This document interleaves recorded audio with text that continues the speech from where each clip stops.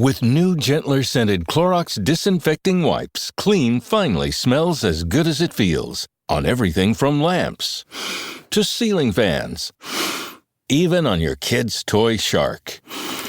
Oh, ouch. Clorox disinfecting wipes. Now available in crisp lemon. Find it on Amazon. Clorox. Clean feels good. If we knew more about our sleep, what would we do differently? Would we go to bed at a consistent time or take steps to reduce interruptions to our sleep? With the all-new Sleep Score, Apple Watch measures your bedtime consistency, interruptions, and sleep duration. Then, every morning it combines these factors into an easy-to-understand score from 1 to 100. So you'll know how to take the quality of your sleep from good to excellent. Introducing the new Sleep Score on Apple Watch. iPhone 11 or later required.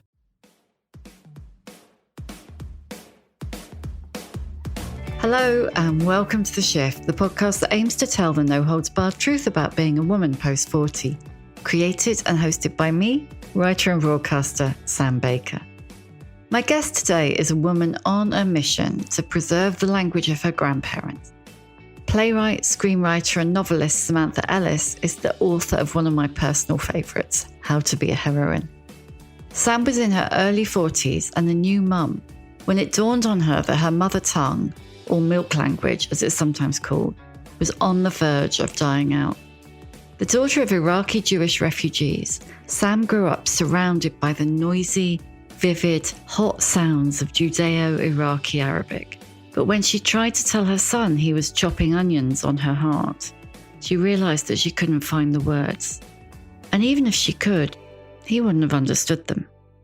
In her evocatively titled book of the same name, Sam goes back through the lives of her parents and grandparents, from Iraq to Israel to London, and in so doing, discovers far more about herself than she could ever have imagined. I said I'm an overthinker. I'm an overthinker and, I can get very tangled up in my head. But when I sort of cook these recipes, some of them, my hands just take over. They know what to do. They don't need me questioning and doubting and worrying. It just happens. I mean, sometimes I mess up the recipe and I have to call my mum, but there is a sense where there's a sort of something automatic or something physical, which I think is quite useful for those of us who live too much in our heads. Join me and Sam as she takes us on a journey back to 1950s Baghdad to share what she discovered about herself and her family heritage and how it shaped her as she heads towards 50. We also discussed intergenerational trauma, uses for coriander, cooking as a cure for overthinking, learning to belly dance, and the unexpected joy of not being allowed to hold your stomach in.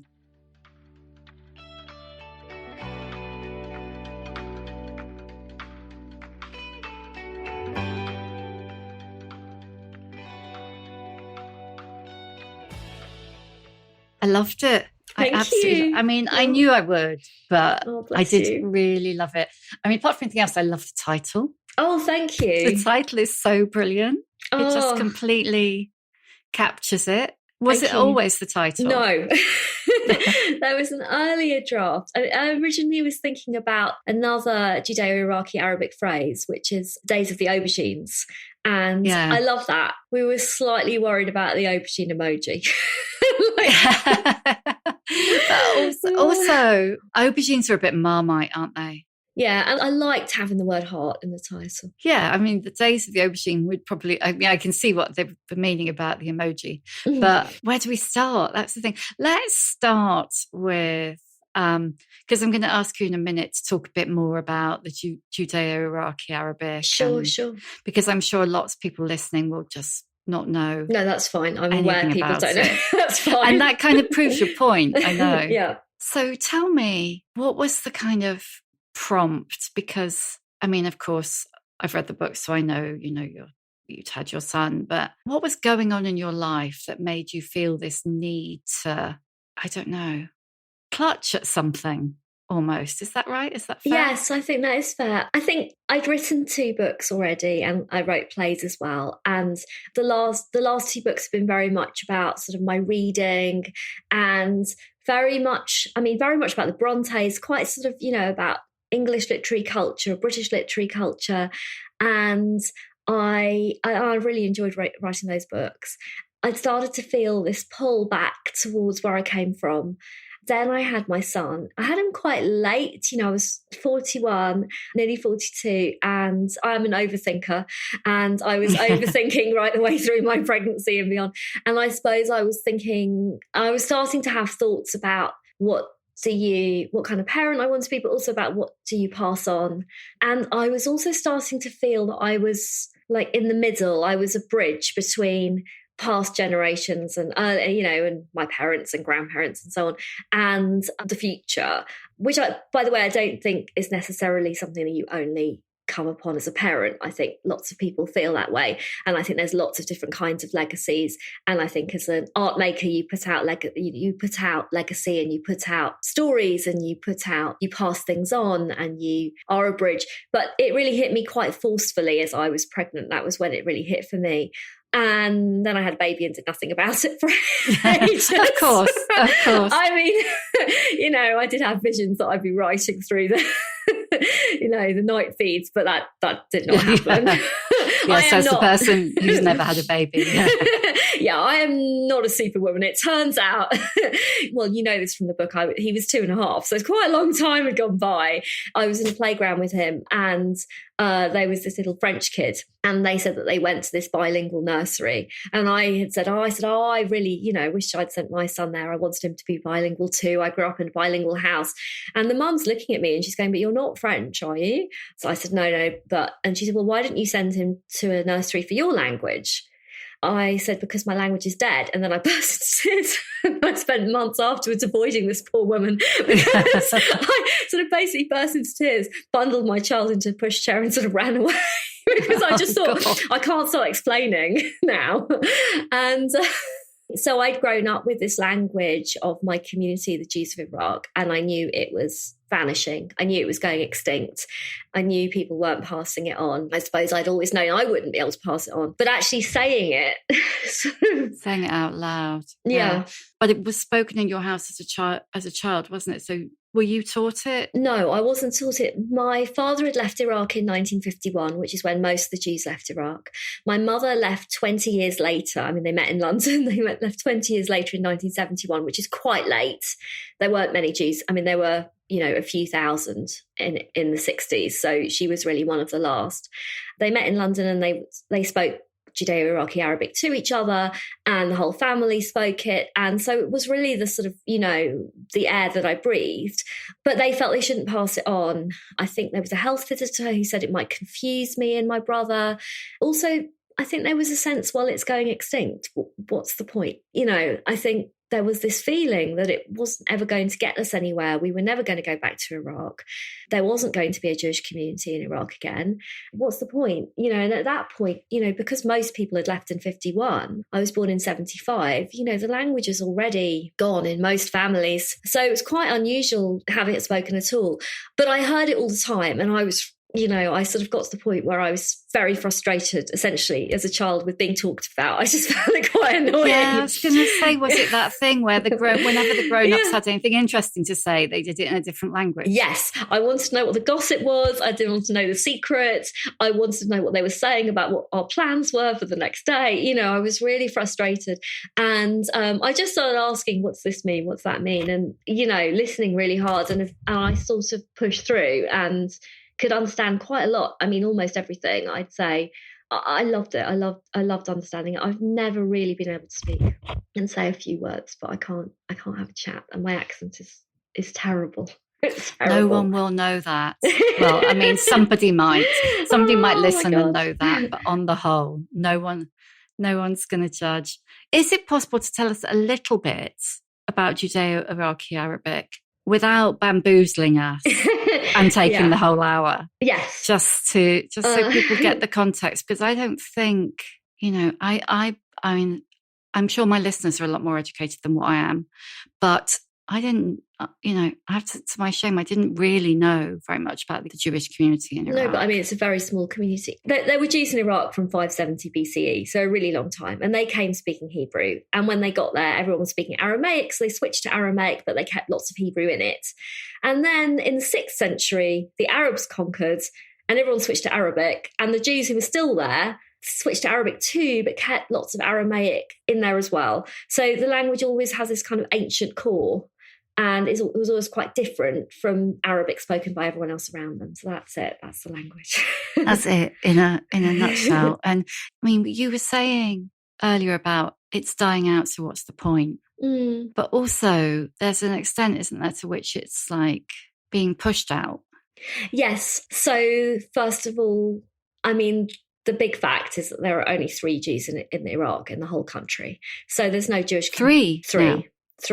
So there's no, I mean, as far as anyone knows, I can't even say for sure that there are 3, but as far as I know, there were 3 at the last count. There's no community of speakers there. I don't know if those 3 speak to each other, but you know, that's the community is gone. Most of the community left in 1951, and then when they were in Israel, there was a pressure to speak Hebrew for the Yiddish speakers as well. You know, it was a pressure, and for, you know, Palestinians who stayed within Israel, of course, a pressure to speak Hebrew. So everyone was sort of learning Hebrew, and the other languages were very much kind of pushed out. Judeo-Arabic, being an Arabic language, was seen by a lot of people as a language of the enemy, which didn't help. And then in the other diaspora communities all over the world, people picked up the languages of where they ended up. So there wasn't this drive to pass it on. I think there was always a sense that there wasn't going to be a going back to Iraq. So it was very much hinged to the place doesn't exist anymore, so we don't need the language. Yeah, I think so. Rather than where the people still exist. Yes. It's interesting, isn't it? I mean, I hadn't thought about any of this before until I read your book, and then I started to think about the way language is tied to communities, and the fact that there's a sense that you can't have that community if you haven't got the place. Yes, and I think, you know, not having a sort of mass of people, you know, it being scattered has been, I mean, now I could find you hundreds of speakers, thousands of speakers quite quickly. I think if we were having this conversation in 20 years' time, that would be much harder because it's not being passed on. That's how apparently linguists, I didn't know this, but apparently that's how they define endangerment, whether it's being passed on. And I don't want to get too academic because people will think they've zoned into the wrong podcast, but how much of that is the fact that it's a language based in the oral tradition, not the written tradition? That's right, isn't it? Yes, it's mostly as a spoken language. It doesn't have a fixed alphabet. Most people write it in Hebrew letters, but some write it in Arabic letters. There isn't much literature in it, unlike Yiddish, for example. So, yeah, I mean, you know, I write books. I would love there to be a great literary tradition that I come from, but there isn't. When Iraqi Jews write books, they write them in other languages. They used to write them in classical Arabic, and now they'll write them in wherever they are, you know. It's interesting because I've had a couple of conversations with Elif Shafak about choosing the language that you write in. And I can't even remember what her first, second and third languages are, how they go. I think English is her third, but I could be completely wrong. But she was talking about, you know, and obviously she's written, 40 words for love. So is it 40, 50, 30? I'm not sure. I think it's 40. 40, yeah. But she was talking about the language that has the words you need. And that, Turkish has a lot more words for love than English, but apparently very few for happiness. That's interesting. Which is really interesting, isn't it? Yeah, I could never have written in my language, but the first stories I was ever told were in it. So there's something like in terms of how I think about story, that's always going to be the heart of it. The stories my mum told me, my dad told me, my grandparents, that's the language they were in. Give us some of your kind of formative childhood memories. I don't know whether this happened lots of times or just once, but I really remember sitting under this formica table at my grandmother's house in Wembley in North London, and everyone else is sitting above, and everyone's cooking. I mean, the women, the men have been involved. Everyone's cooking and and I had a job which is to pull the stalks off the parsley for tabbouleh for the salad. The tabbouleh we made was very, very green. It's not kind of like the beige stuff that you get in the supermarket, like it's mostly green. So it's a lot of stalk pulling. It's quite a good job for a 4-year-old. It's quite boring and repetitive. Simple, you can't really mess it up. I remember having 2 trays in front of me, one for the stalks and one for the leaves, and just kind of powering through. So you could mess it up. You could just put them in the wrong tray. You could. But I remember hearing all the stories above my head and understanding not understanding everything. And everyone was smoking. Everyone was wearing Shalimar perfume. And, and everyone had, that beautiful red painted nails. I just remember this kind of feeling that, when I grow up, I'm going to be up there on top of the table, sitting at the table, not on top of, sitting at the table, not underneath it. And I'll be speaking this language. That's not how it's worked out. So, yeah, just that sense of what adulthood was, that was really important growing up. And another thing that was more difficult, when I was 7, my grandfather, who I love very much, came to me and he said he was going to die soon and I was going to have to look after everyone. And I was quite shocked by this. I remember saying what my mum and dad, my brother, listing everyone. And then saying even my grandmother, because I couldn't quite imagine, that at 7 I'd have to be responsible for, all these generations. And anyway, he said, yes, everyone. And I think what happened was I burst into tears and my mum came into the room and she said, oh, no, he doesn't mean it. It's just because of what happened in Iraq. And I didn't really understand the full weight of that then. I knew that my mother's family had all been in prison for trying to escape. And then again, my grandfather had been in on his own for no reason, really. They were not allowed in the 60s to leave Iraq, and they had tried to leave and they'd been put in prison. So I knew that, and I knew the sort of vague contours of it. And I had a lot of nightmares about it, being sort of chased around the desert. I sort of used to dream about it a lot, even though that didn't actually happen. But that's how I'd sort of processed it as a small child. But yes, there was this sense of, unknown. And I suppose, I wouldn't have used the word then, but trauma, the sense of people processing or not processing. He had PTSD ultimately, didn't he? But yes. That wouldn't have been a thing. No, not in the 70s. But what was the impact of that on you? Because that's, whatever the circumstances behind him saying it, that's an immense load to put on a 7-year-old, isn't it? Yeah, he didn't know he was doing it. I think I have a slightly, maybe an excessive need to look after people. I don't think I'm not the only one. I think a lot of women in particular are in that situation. But definitely, I feel like I need to make things okay for people and look after people. And yes, I suppose the explanation also triggered things in me of the sense that people did things for reasons that were not the reasons given. There were sort of deeper wells of, unhappiness that I couldn't understand, maybe. Have you, and have you still got that little Sam trying to make sure everybody's happy? Is she still in there? Yes, but I'm trying not to. Look, I think looking after people is really important. And I think it's one of the most important things we can do in our lives. But you can go too far and you can get to the point where you're doing more than other people want and more than you can do. And I think that's where it becomes unhealthy. And I'm trying to do it in a healthy way, I'd say. I think that's a journey. How are you doing? Oh, I don't know. It's a journey. It's a journey. I'm still on it. I think a lot of women are on that journey. Yeah, particularly. Totally. Has it got better as you've got older? Yes, definitely. Actually, funnily enough, becoming a parent was really helpful for that, because although obviously I now had one person in particular that I had to do a lot of looking after, and I really was responsible. I was actually responsible. It wasn't the 7-year-old, I really was. I sort of had this sense of focus of, that's what I have to do. And some of the other stuff sort of fell away a little bit. And in a kind of, minor way, I remember I always used to be someone who'd reply to an email within a minute of receiving it. And I couldn't. And I suddenly realized actually that, when I was, not planning to wait 24 hours, but having to wait 24 hours, just not having time, was better. My responses were more reasoned, and the responses I got to my responses were, I just thought, oh, this is what I should have been doing all the time, rather than dashing off a kind of, quick, I don't want anyone to wait for a response from me. Well, sometimes they'd rather have a better one. Yeah. And also I think it takes you a while, doesn't it, to learn that emails generate emails? Yes. Oh my God, yeah.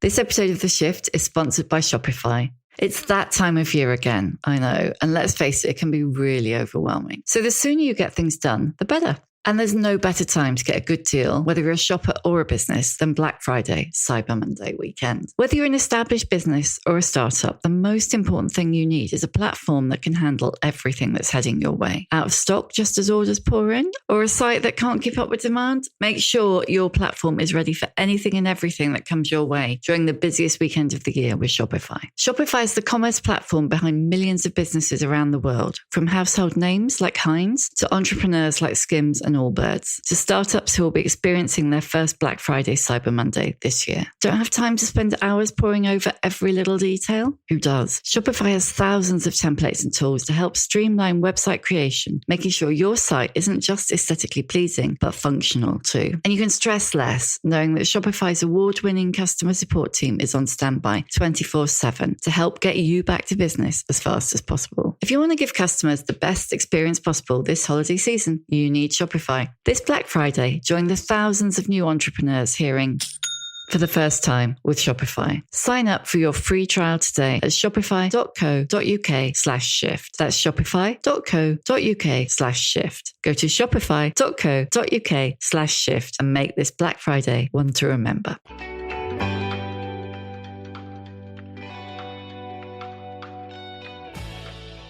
So I want to kind of ask you a bit about the process that you went through. I mean, we've already used the word journey, but you kind of have been on one, so for the sake of argument.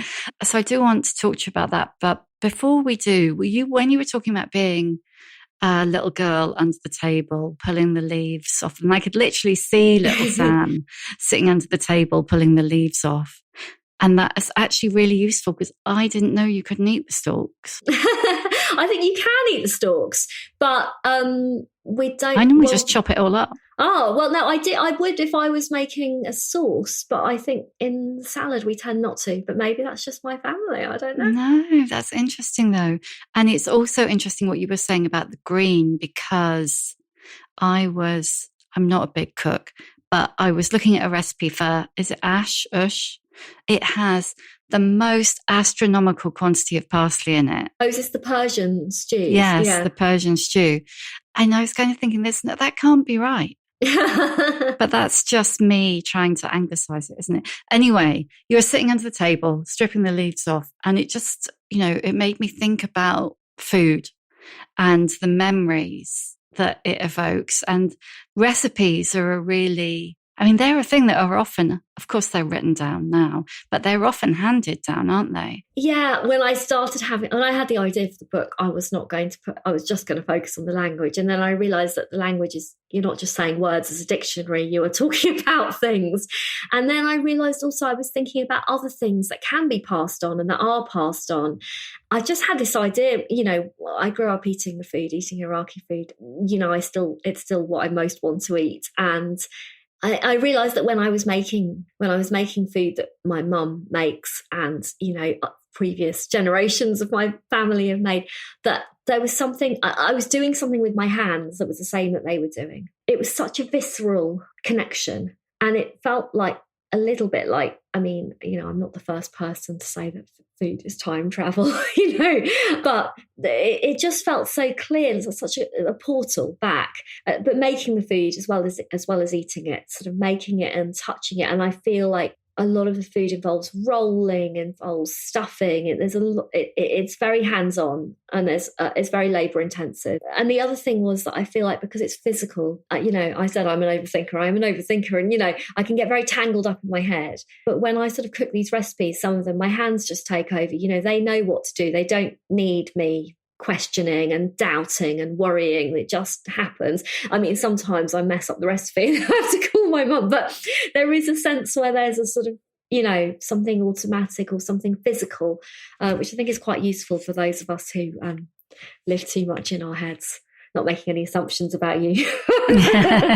Asking for a friend. Yeah. No, massively. Yeah. No, I was thinking that though, this is a really bad comparison, but back in the day when you used to get money out of a cash point, I could do the number if I wasn't thinking. And if I was thinking, I couldn't do the number. And it's like, I suppose, a muscle memory. So did you learn all those recipes as a child? Or is it something that you actually consciously sought out as an adult? I learned some of them. I definitely, was a bit of a sort of sous chef, sort of I would have a thing that I did. And I've always liked cooking. But I turned away from Iraqi food for a long time. When I was at school, some people made fun of it, what I was eating. And I wasn't sort of bold enough to say, I'm going to eat it anyway. So I just remember I decided to have this one lunch, which was white bread with Philadelphia cream cheese, like no nutrition content at all. No, could that have been more white? I mean, super white, exactly. And that was my school lunch. I just took that as my packed lunch. Had you been shamed? Was it something to do with being bullied or as embarrassment mocked? Or they'd made fun of it. And I mean, I can't believe it now. My mum used to make like the most amazing packed lunches. She used to cook these eggs, which we call black eggs. They're sort of cooked overnight and they go brown. So the shells go brown and then the sort of whites of the egg go brown, sort of golden brown. And they've got this kind of smoky flavour. And she used to kind of put them in pita with hummus and slices of fried aubergine, tomato and cucumber and umber, which is the iconic Iraqi-Jewish pickle, mango pickle. And these are just delicious sandwiches. And she used to kind of make me salads. There would be tabbouleh salad. Everything was so nice. And I can't believe I sort of rejected that for Philadelphia sandwiches, but I did. And then I got to university, and I don't know, I just didn't feel like I could sort of cook Iraqi food for my new friends. I just felt like I'm not really Iraqi. I was born here. I don't really know how to do it. I felt like an imposter. I would get it wrong. I would mess it up. It's one thing to cook in my mum's kitchen with her there. It was quite another thing to do it at university with, at the distance of miles. Yeah. And then I got back to London in my 20s and I felt really disconnected from where I'd come from. And, I had all these great new friends and I felt very connected to them, but I couldn't kind of link backwards. It was this thing of this bridge of back and forth through time. And then I started cooking the food and it just helped me. What gave you the confidence to start cooking the food? Because you'd been in that position where part of you was pushing it away because it made you stand out and you wanted to fit in. And then when you tried, you felt like you weren't entitled to cook the food. So what gave you the kind of confidence to go, actually, this is mine, I can do this? I don't know specifically, but I think what was nice was that when I started doing it, people liked it. And I thought, okay, this is a nice thing to share. And there's nothing nicer than sharing something with someone that they may not have encountered before. I just felt like that was such a positive in my life. I think, I'm quite lucky they didn't go, this is disgusting. Give us the Philadelphia sandwiches again. Are both your parents still alive or just your mum? Yes, they are both, yeah. They both are. When you said, actually, I want to go back and explore the language and I want to talk to you, because also this is, as well as being about the language, it's a family history, isn't it? And your search for your identity, I guess. How did they respond? Well, they've been amazing. My whole family's been so supportive. My grandmother, who actually passed away in October, she passed away at 95. I interviewed her for months and months. I mean, over a year, I would go around and we'd get together and we'd have a nice time. And then I'd put the tape recorder on and she would tell me all sorts of things. She was very open. My mum really helped me. So what sort of thing? Because you've done that thing that so many of us wish we'd done with our grandparents. I kind of feel like, and I don't know whether you agree, but I do feel like there's something about this sort of time of life, into your 40s, and it might be to do with the fact that you can start to feel yourself, the roof above you sliding off almost, like you say, whether it's because you're a parent, you become the bridge, or whether the generation above you start to die. And so many people, and definitely I say, I wish that I'd spent more time talking to my grandparents, hearing their stories. And you had the chance to do that. Yes, yeah. I mean, I was very lucky. I did have this sense of I've heard lots of bits of stories that I want to pin down. And I had this sense that there are lots of stories that have sort of sat in my subconscious for years because I heard them as a child and they're sort of part of the sort of story of our family. But I just never got them quite right and I mixed them up. A lot of it was going, that story that you've told me about this, can we go through it? Anyway, I found the process of it. I can't tell you. I'm very lucky I was able to do it. I know lots of people don't get the chance, but I found it. I don't know, the best word is probably connecting. I felt so connected suddenly. I felt this sense of, I know where I'm coming from. That the path ahead is clearer. Good girl sense of ticking things off in like, oh yes, that one, I know what's happened there. And also a lot of them were a lot of the stories I had in my head about what happened in Iraq, I'd sort of simplified them, or, perhaps because I heard them as a child even. They were much more complicated and uneasy. So I also had to really negotiate my feelings around them. And that was really helpful, because I think we all have to do that with our family stories, whatever they are. And everyone has complicated and knotty and difficult things in their family stories. No one has nothing.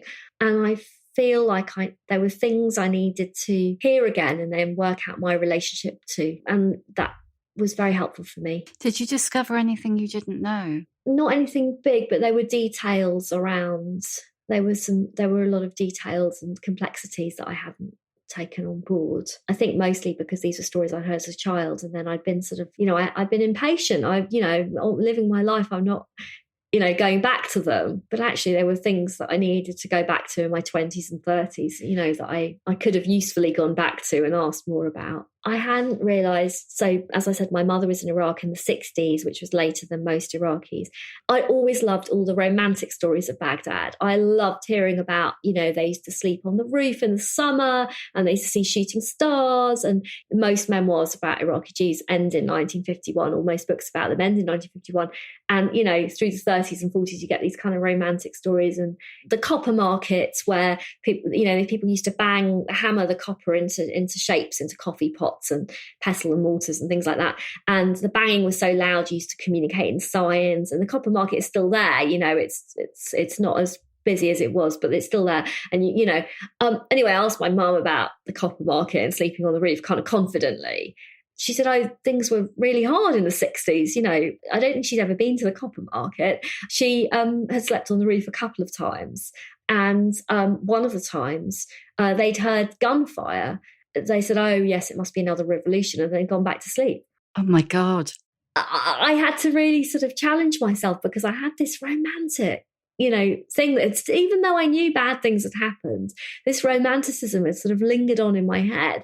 And I had to sort of, I had to say to myself, this was not the situation for most of at least, one of my parents' lives. And, and she also lived in a very modern Baghdad. I mean, the house she lived in was designed by a modernist architect who'd studied, he was inspired by, or either inspired by or studied with Frank Lloyd Wright. There were modernist buildings all over Baghdad. It's not, it's obvious it's not 1001 Nights, but there are so few depictions of Iraq that aren't either 1001 Nights or war.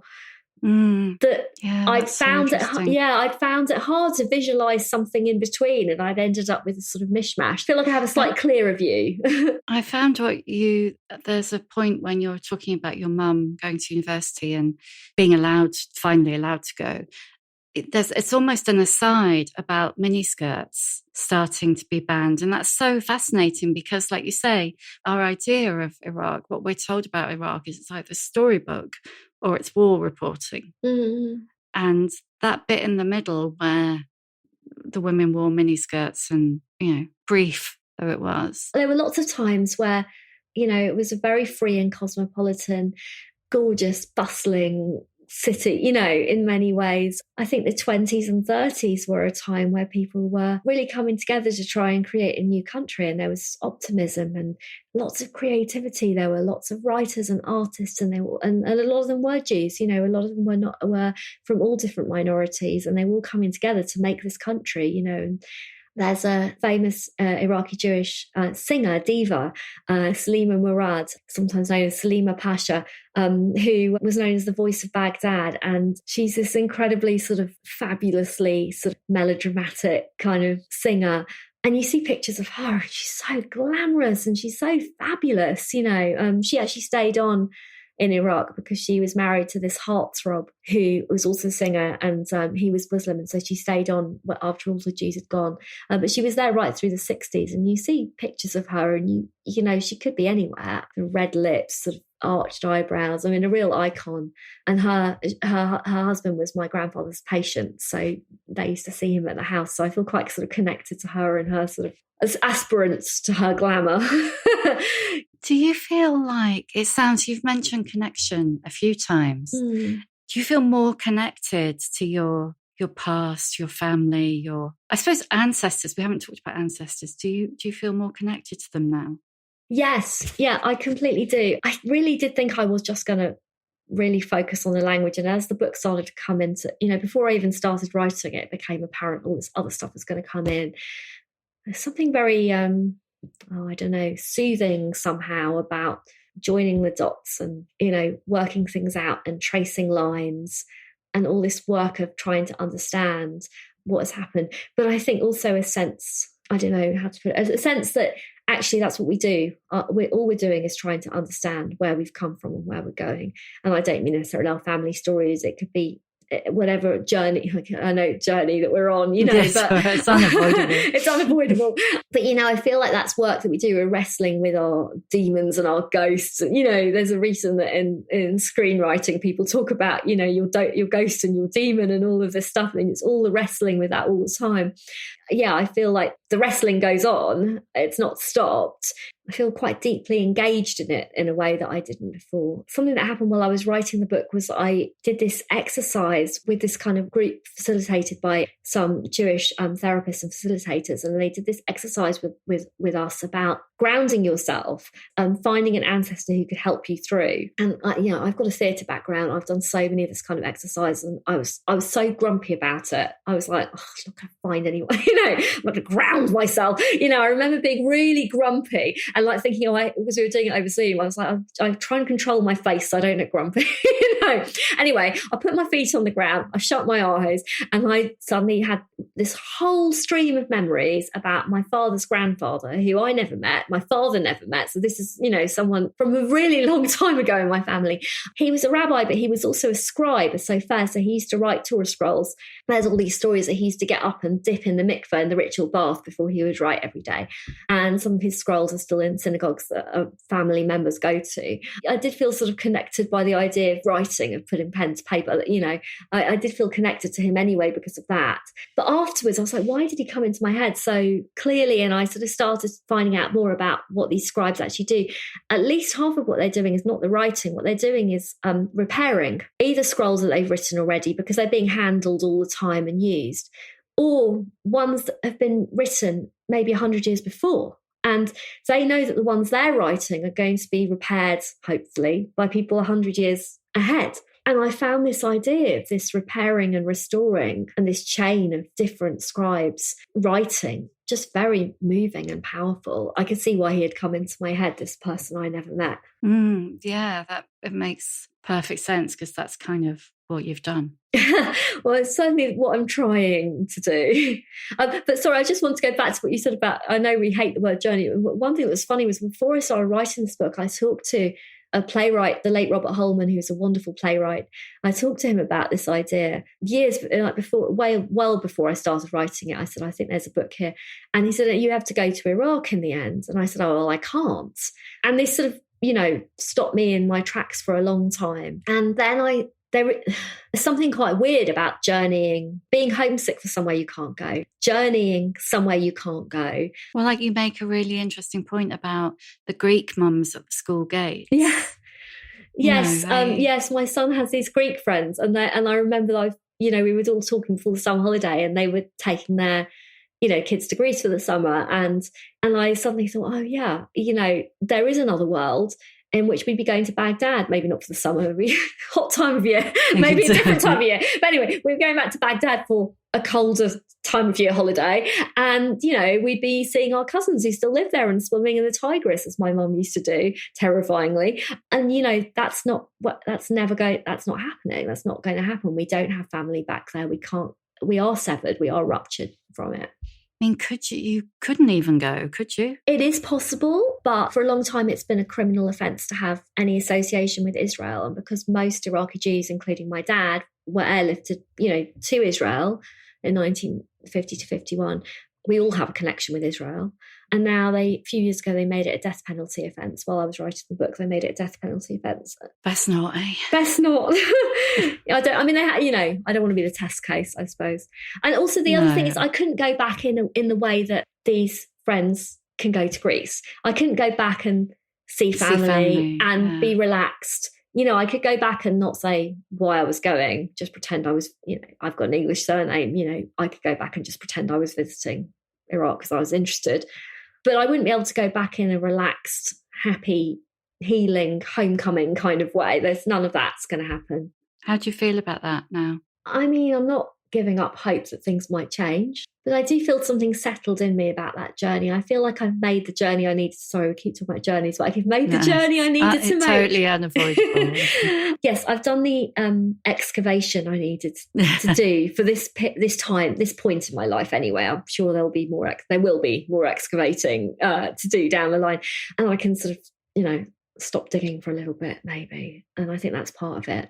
But maybe my son will go.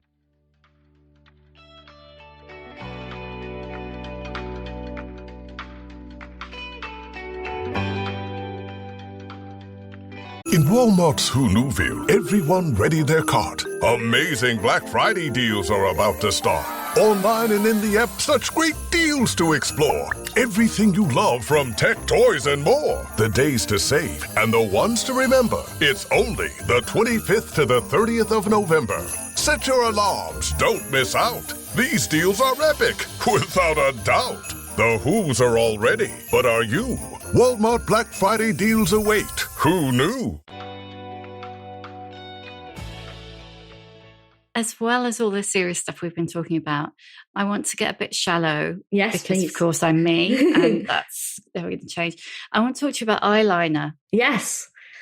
Please talk to me about eyeliner. Yeah, I want to talk to you about eyeliner because we've been talking all about language, but also the things that we hand down. Like there's our cultural inheritance and the recipes and the stories, but also there are the things, aren't there? And your mum, I mean, she left Iraq with very little, but she left with 3 eyeliner pots, didn't she? Coal pots. Really? Yes, she did. So my mum left Iraq with not very much, and she left with these 3 coal pots, eyeliner pots. Oh my God. And there's this peacock. They're incredible. That's not what I had in my mind at all. You twist his head off or her head off, and you have the stick, which is what you use to. Oh wow! So the peacock's head. I mean, this will be. I'll make a trailer with this in so that people can see it. But for those who can't be bothered to seek out the video, it literally looks like a silver peacock. Yeah. And what did you do with the tail?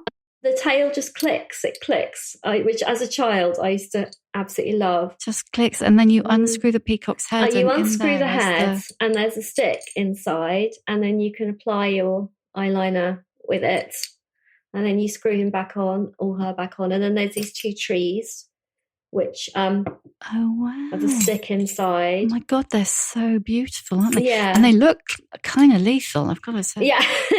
My mum always used to have these on her dressing table when I was a kid. She didn't use them. I mean, they would sit there, fiddle with them. They're quite fun to fiddle with. And she always said, you must never use the coal in them because it's made out of lead and it could poison you. I never did. Because you're a good girl. Because I'm a good girl. Or a scared girl. Or a scared girl, or maybe both. When I started this process, I was a bit, I just thought, this is time. I'm going to do some research, but I'm pretty sure it's not going to poison me. This is probably one of those things you hear as a child. I'm going to do it. And I did all this research. I found out that some lead coal can poison you. And in fact, it's banned in the States because there was this terrible case with a Nigerian family. Your heart goes out to this mum. She put Nigerian coal on the eyelids of her newborn for luck. And he ended up in hospital with lead poisoning. And they they went through do you have cooking pots? Do you have, it took them ages to work out what it was. God. Bless her. I mean, what a nightmare to be that person. And it's banned for that reason. I found out all these facts about there is a lot of lead-based coal. But then I found out that they did studies on ancient Egyptian coal. They got little specks of it out of pots in the V&A and the Louvre. I think, maybe not the V&A, the Louvre.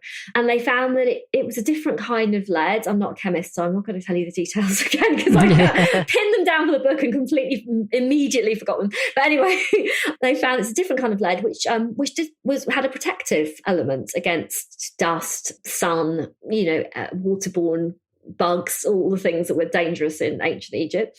And Arab coal, anyway, is often not made of lead. It's made of cloth burned down to ash, and you use the ash that you soak it in olive oil, I think. Anyway, it's a whole process. It's a very long process.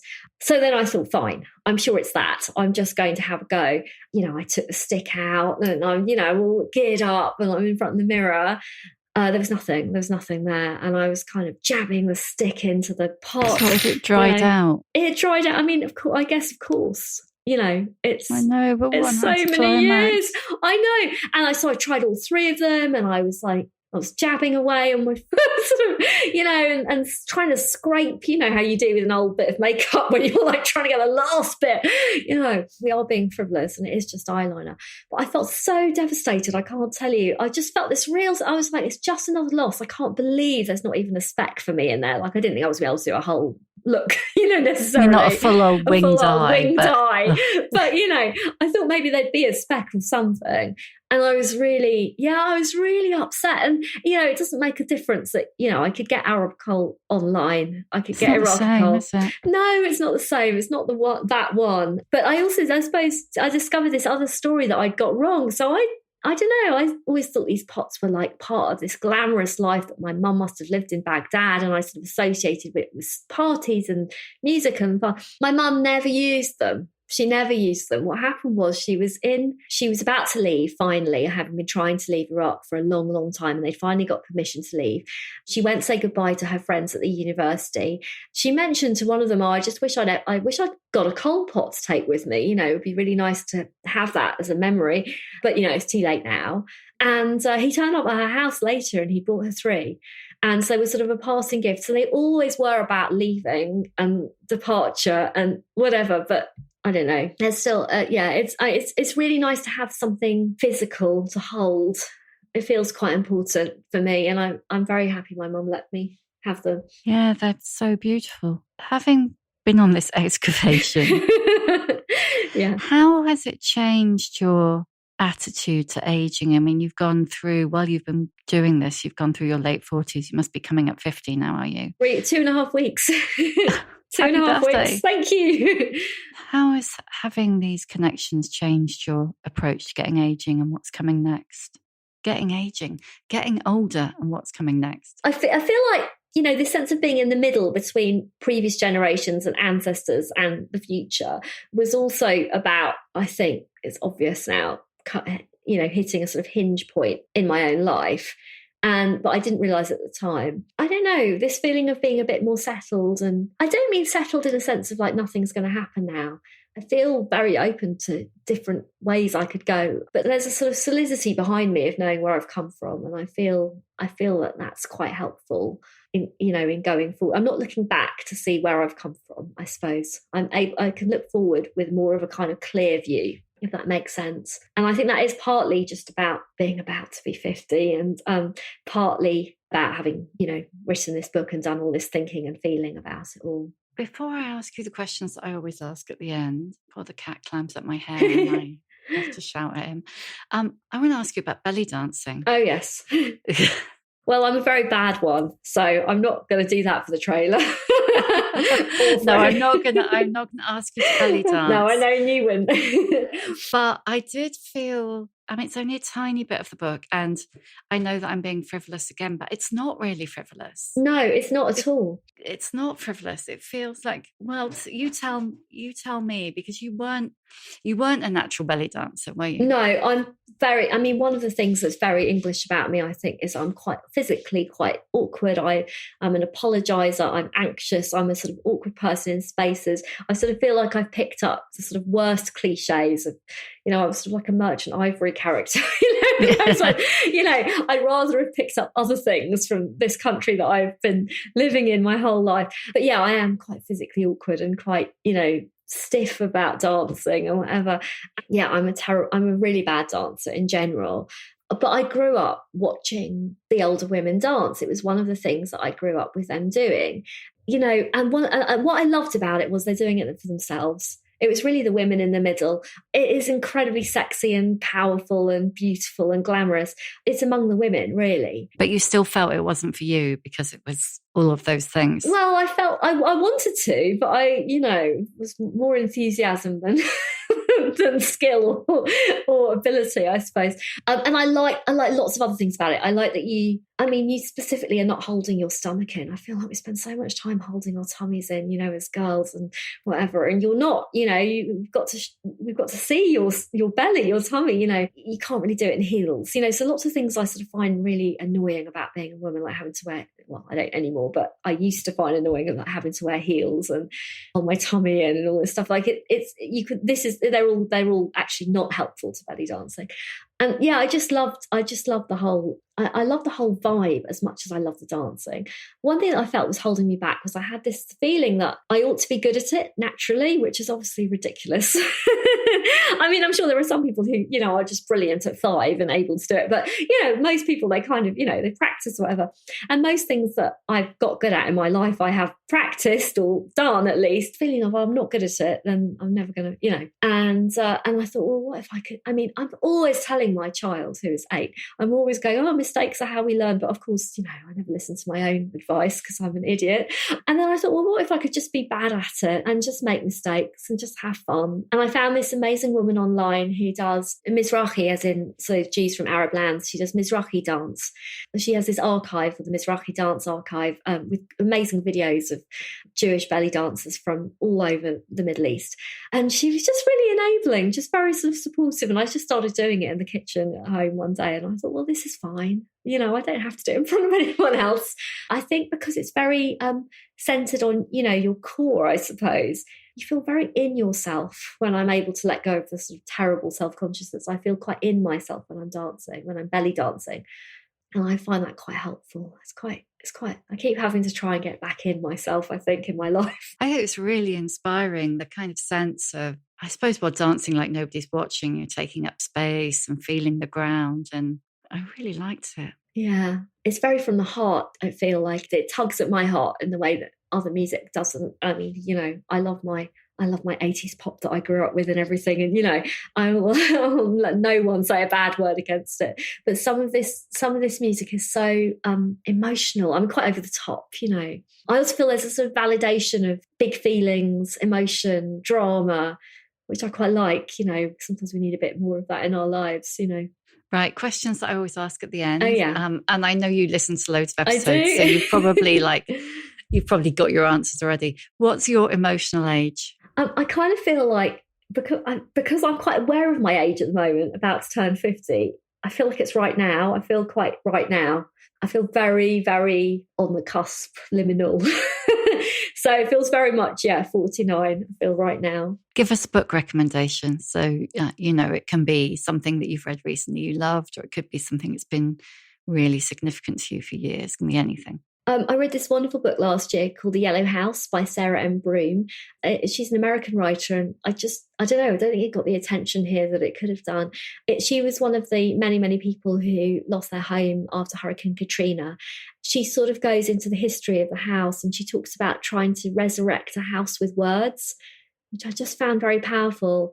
So, and it's not, of course, it's not just the house. It's about the family stories and all the things that go with it. And there's some really difficult history in there. And she just keeps going. And there's something beautiful about her desire to show us the house, which is no longer there. And that I found it resonated with me because I'm sort of trying always to show something or to see something that I can't see for real. And it's just beautifully written. And can I say one more? Because I'm turning 50, I've been rereading a book by Marina Benjamin, who's been on your podcast, The Middle Pause, which I read. So I know Marina, so I read it when I was 38 or something. Anyway, it was too early. It was one of the few books that I could find when I was So it would have been 10-ish years ago when I was starting to go through perimenopause. It was literally, I've got it up and it's up on the behind me there. Oh yeah, there it is. I read it because I know Marina, and I could tell that it was a great book, but it was I was too early for it. And I always had in my mind I'd read it again in the run up to turning 50. And one of the things I loved about it is she talks about this sense of, as you get to this point of your life, generativity. I don't know if you remember that from the book. That really resonated with me, this idea of you want to give back. You want to be generative. You've built up a certain amount of experience that you want to use or put to use or feel is useful in the world, and maybe creativity that you want to give out. And I just find that really powerful. I mean, the idea that it's not a narrowing down, it's a sort of opening up. It's a handing on of the baton, or a giving time. I found that very exciting, and I even more so now. I'm actually about to turn a terrible age. Yeah, it's not terrible. No, honestly. I know. I'm only joking. I actually feel quite positive about it. But yeah, tell me how it's not terrible. I have found my 50s so much better than my 40s. My 40s really tricky. Okay, that's really nice. I mean, I hated turning 30. I was so terrified. It felt like a massive deadline. I just remember thinking, weird, isn't it? Yeah, turning 30, I was like, oh my God, I haven't done any of the things I wanted to do. I'm about to be 30. And now all the things on the tick box. Yeah, and now it feels ridiculous. So I felt that way. I mean, mad. 40 was better, and I do feel quite positive about 50. So we'll see. What advice would you give younger women? Actually, I think to go back to what we were saying, something about being present, just trying to not be constantly looking forward or looking back in an unhelpful way. Like, it's useful to be and have a sense of where you are in life, but I feel like I spent a lot of time not being where I was. And actually, I don't know, I think I could have had a better time, especially in my 20s, just being where I was.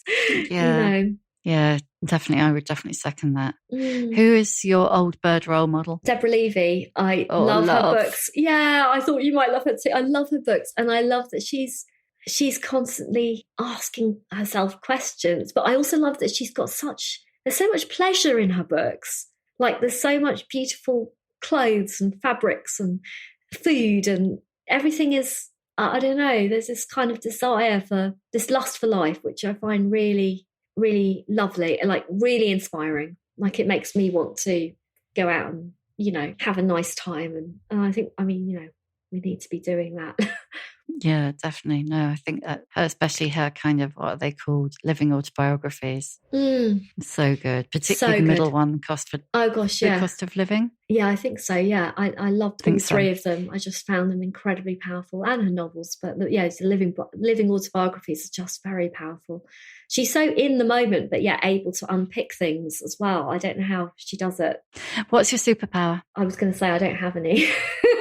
And I sort of think I don't really have any, but I think I'm quite restless, and I think that that's quite helpful. Like, I think I'm quite willing to look at things again, and I think that's been quite helpful for me to sort of not be finished, because then there's always more stories to tell or look for, and I feel that's quite helpful for me. I don't know if it's helpful for anyone else, but yeah. Tough.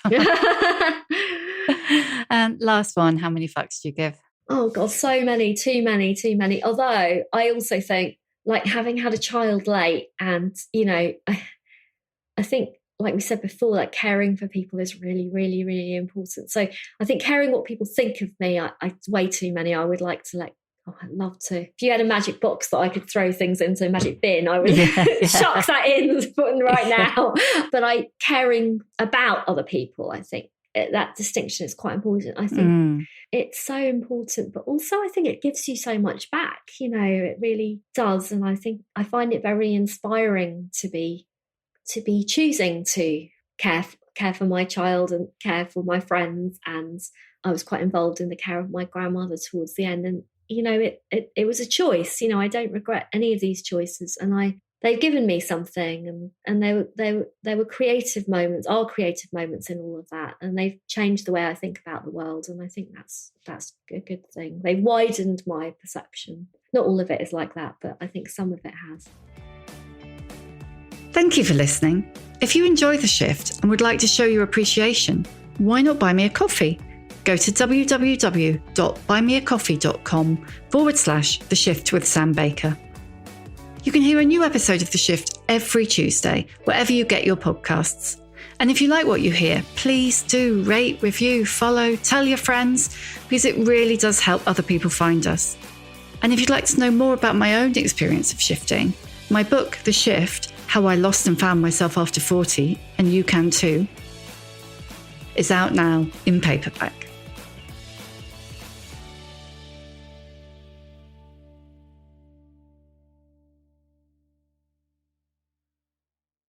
Hey, Ryan Reynolds here, wishing you a very happy half-off holiday, because right now Mint Mobile is offering you the gift of 50% off unlimited. To be clear, that's half price, not half the service. And Mint is still premium unlimited wireless for a great price. So that means a half day, yeah?